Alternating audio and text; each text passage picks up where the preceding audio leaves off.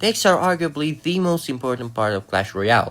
They can vary differently based on different cards they have in them. They can be a low skill mid-layer piece of shit if you overuse 10 cards in them, and they can also have so many tactics in them if you use the correct cards together. Today though, we are going to have a quick guide on one of the most iconic decks, if not the most, in Clash Royale. The 2.6 Hawk Cycle and how to use it in the year 2025 and hopefully the years after. I'm gonna give you some quick tips, so if you're a beginner in this deck, this video is probably for you.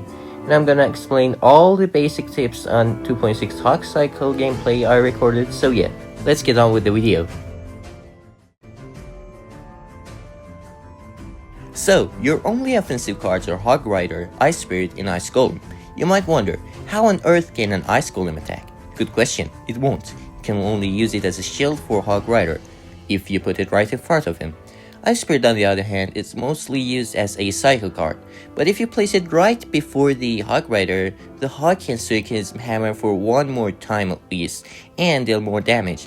Not many offensive options, but on the other hand, you have a ton of defensive options, and you can basically defend every card anytime needed. That is, if you put the right cards at the right moment, or else it would turn out to be a mess. The Ice Golem's main use is ironically for defense. It can lure tanks like P.E.K.K.A. and Mega Knight, whilst the other troops and towers deal damage.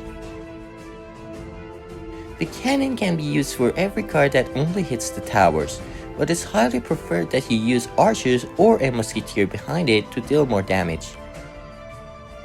Every now and then when you notice that the opponent is off guard, you have to place a Hog Rider close to the bridge, preferably with an Ice Golem or an Ice Spirit to deal at least 500 HP to the tower.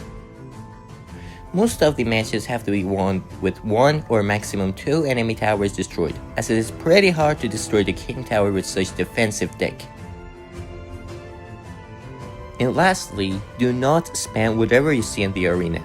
I used to do that when I was a beginner at this deck, and I lost a lot of trophies because of it. This deck is a highly skilled deck and doesn't even have a single tank card in it, which is the reason you cannot spam cards whilst using the deck. The main thing about this deck that makes you a pro is practicing, which I can't help much with that. Train yourself with trainers or with your friends, if you have any. Yeah, don't take the last word seriously. And yeah, I don't know what else to add, and this is it for this week's video, and hope you learned something out of this. I tried to make it as short as possible in order to not to make it boring, and yeah, see you next week.